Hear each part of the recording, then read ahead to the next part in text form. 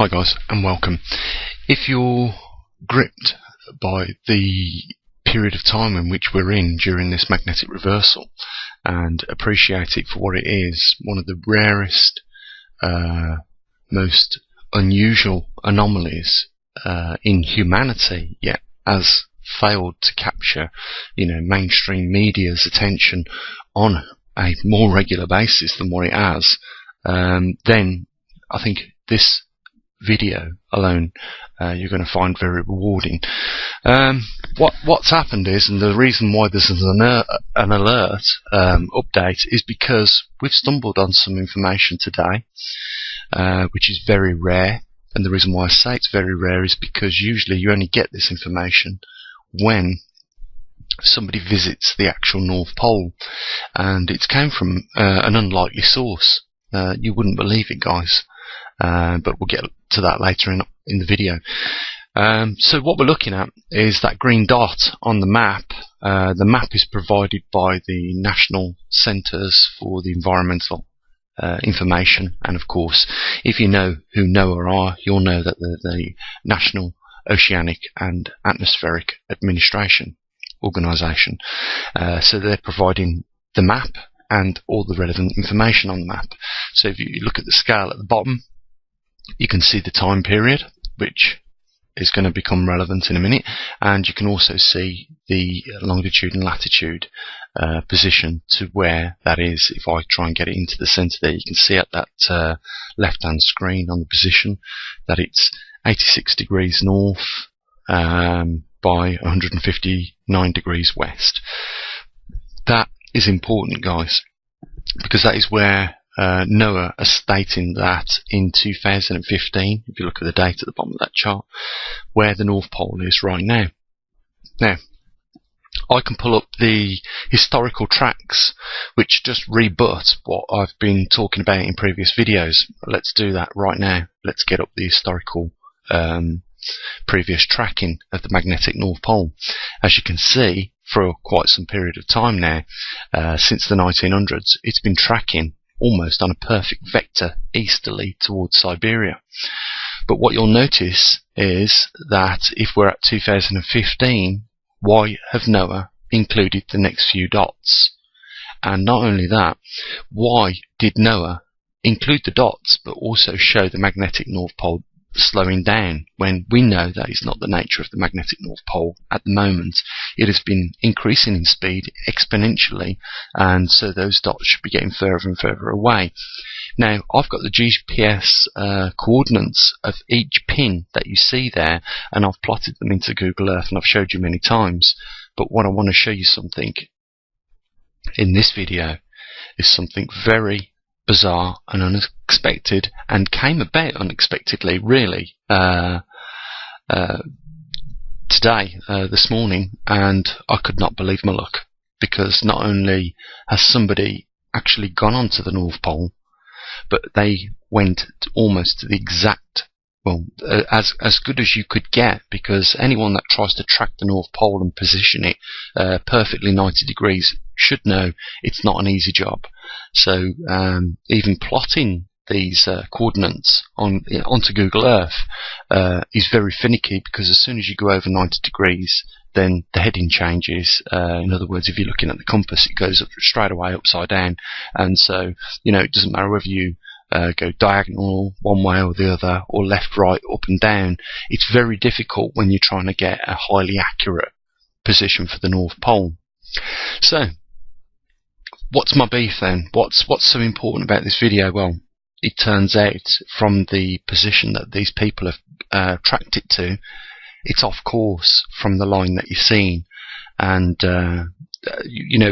first of all, what I want to show you, right, is that NOAA have been forecasting only where the magnetic North Pole is, and not actually taking measurements, and that's going to become apparent very later on in this video. Now, you would think an organisation funded by taxpayers, so you know how they treat taxpayers' money with very little consideration and care, you would think that they would actually not provide a forecast, but actually, if somebody else can go out to the North Pole in the manner in which the results have come to me, then why couldn't they have done that? Why haven't they updated the historical magnetic poles, as I'm about to later on in this video. So they're forecasting. The reason why I know they're forecasting, because I can just go up the dates. If you just pay attention to the 2015, you'll see that as I go up the dates, once it uploads, the new position of the North Pole comes in. Now, how can they have 2016's position if they're not forecasting? How can they have 2017, 2018, 2019, up to 2020? It's simply because they're forecasting. Now, how can they forecast that it's first of all going to slow down? And here's the big thing, right? According to the latest information that I've been able to obtain, and that was from somebody that actually has gone out to the ice last year in June 2014, it's no longer tracking in an easterly vector.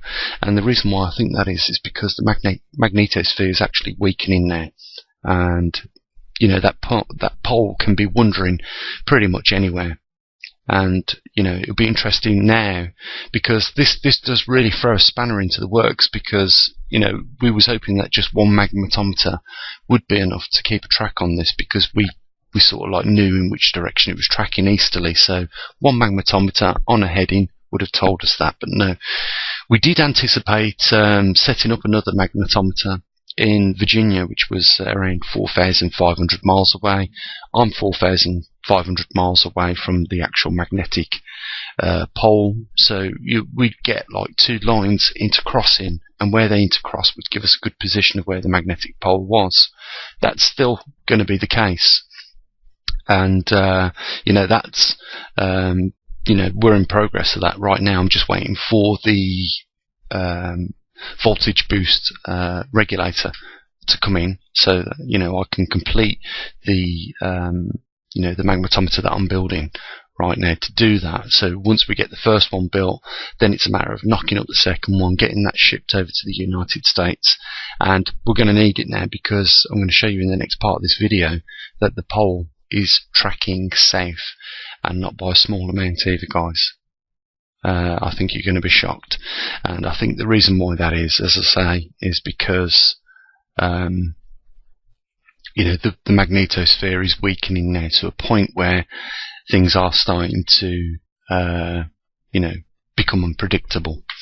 Now, it's important that I mention this, that those white boxes now that I've just included, right, are observed pole locations, which means people have actually gone out there and observed from that position. Now, I believe that I know that one person that used to do it was Larry Newt from the Canadian Geological Survey, and he was no longer able to do that because the migrating pole was going that far that his twin-engine Otter aircraft that he used to land on the ice with, as it's run out of range. Basically, it can no longer fly there and back, even with I suppose extra cans of fuel to get him out there. So it became unviable for people to get out there on the ice. But as you can see, those little yellow square boxes that I've put up there are the last known locations of where people actually have. We're going to put another one on there, and we're going to put one on from 2014 in the middle of the year, from June 2014. Now, in the where I don't know the technical term. I do know the technical term, but I can't think of it at the moment. But we're going to have a look at the captain's GPS as he gets closer to the North Pole. I'm going to show you the readings for that from the bridge. That's the word I was looking for. So we're going to see not just the 90 degrees north of the new position, we're also going to see that it's date time stamped, and that's massively important to getting and obtaining accurate information. So we can say that we have a legitimate positioning of the North Pole where somebody has actually observed it from that location. And the last time this happened was in 2004. So without further ado, guys, let's get into how I obtain this information First of all, it was a YouTube video, and it was a Russian nuclear icebreaker ship that now, believe it or not, guys, if you want to, you can book, you know, or reserve a place on this boat and go to the North Pole yourself.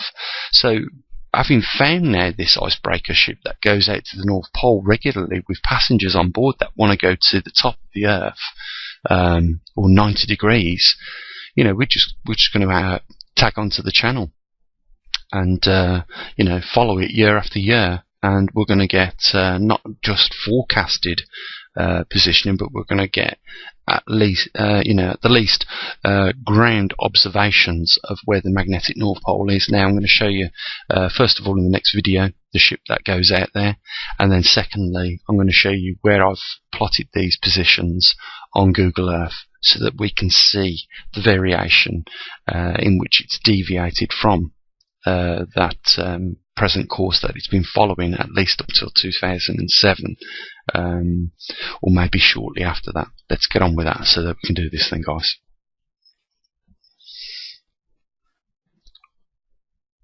So here we are, guys. This is the Victory. It's a unique Russian vessel. It's been in service, I believe, 50 years, and it's a nuclear powered icebreaker, and we're looking at the GPS on board the ship. As you can see, 90 degrees north and 17 degrees east, and the date at which it was making this voyage was on the 25th of June 2014. Even there, 1 minute past 6. Unbelievable. You know, it's unbelievable where you find this information, and you know, Noah must have been aware, surely, that somebody had been going over the North Pole, you know, and if not, you know, it's a shame that they've not updated the data.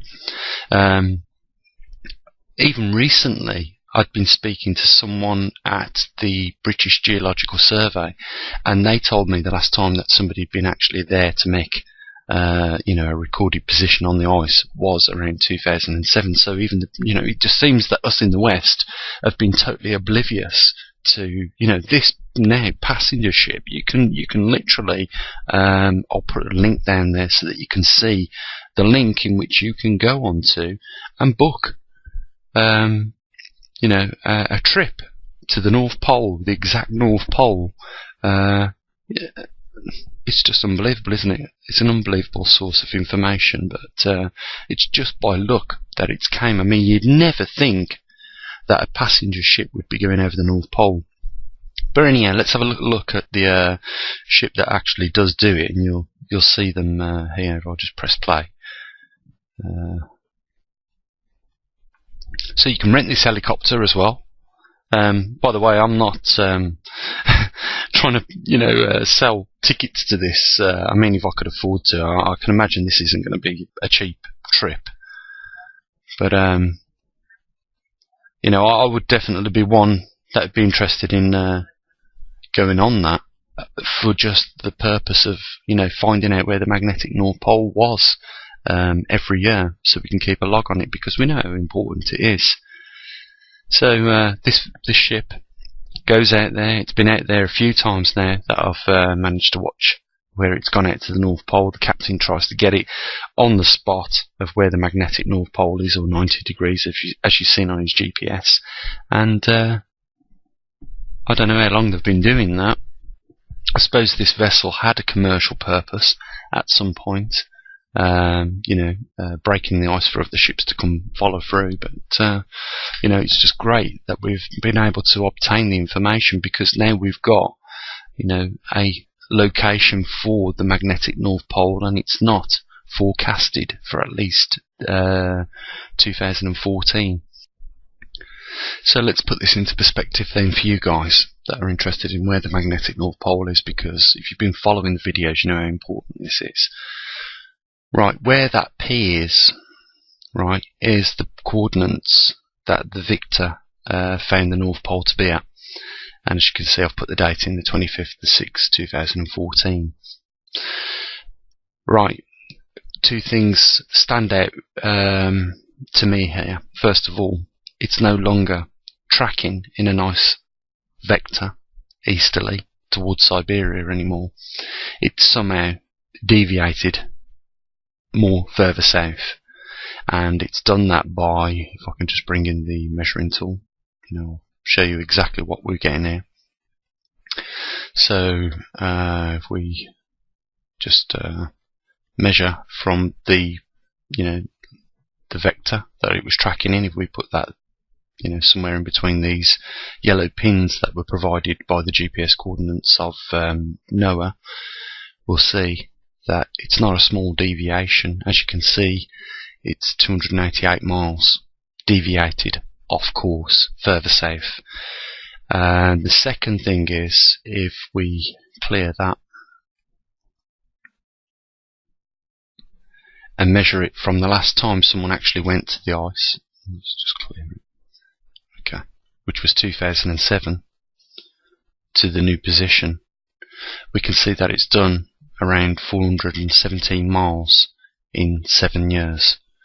So 417 divided by 7 equals 59.57 miles a year, and that's 20 miles an hour, or sorry, 20 miles a year faster than what NOAA and the British Geological Survey have put the North Pole migrating at.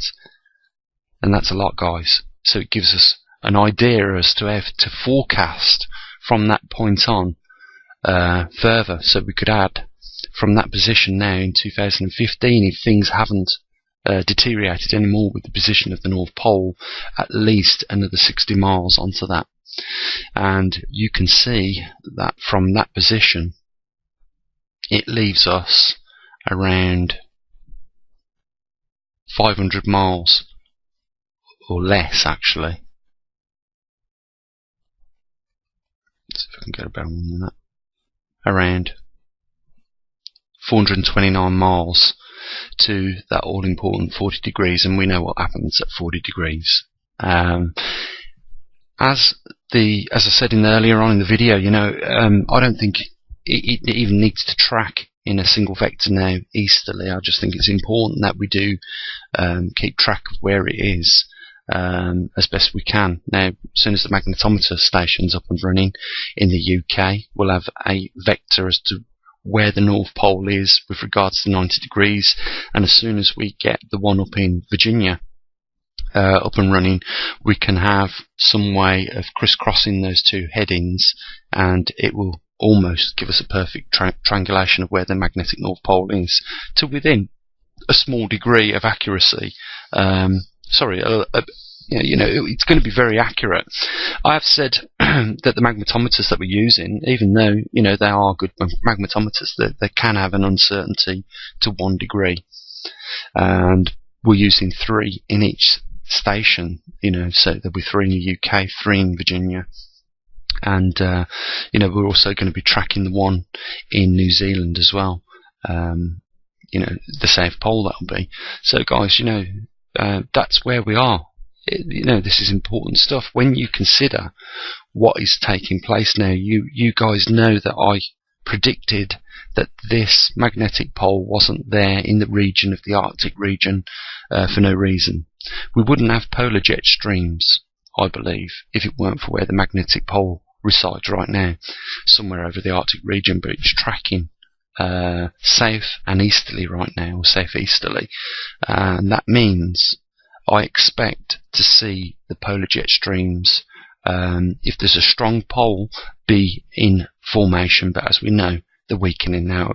I've got something to show you here, guys, and I think you're going to be quite alarmed at what I've got to show you. So I'll just draw up the other map, so at least you know where it is, guys. If you check the GPS coordinates down here at the bottom of the screen before I leave this place, you'll see that it's, like I said, 89.5 is actually where the pin is, and you can just see how much things move on the westerly and easterly coordinates.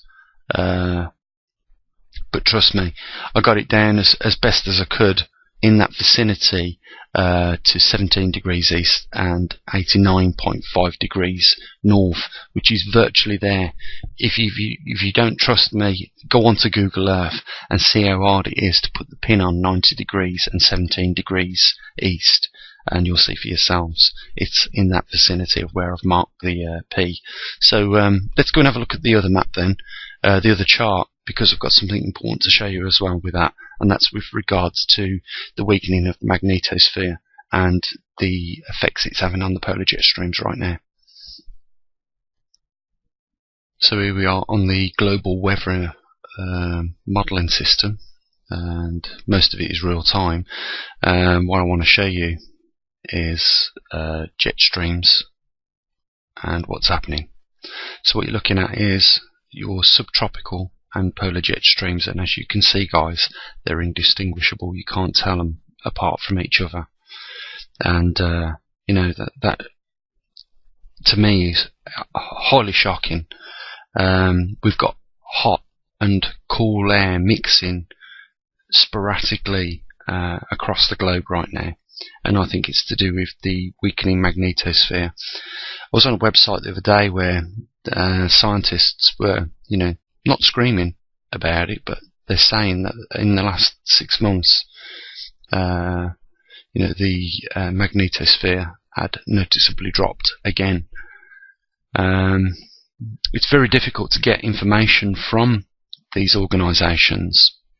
I mean, we wouldn't have had it not been for that, you know, Russian passenger boat now, which is a nuclear icebreaker going over the North Pole.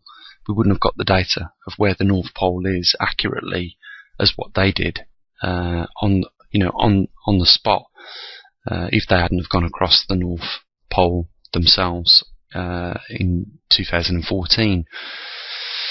If we look at the SS TA, sea surface temperature anomaly, or, you know, as you may know it to be the El Nino, I want to point out a couple of areas first. We're going to go back on the wind chart and have a look what's happening over this region here, but it is a region which is increasing in sea surface temperature. And also a look at this, because these are both going to be affected by the intermingling of the polar and tropical jet streams, you know, that warm and cold air mixing. And you can see from for yourselves, guys, this is intensifying.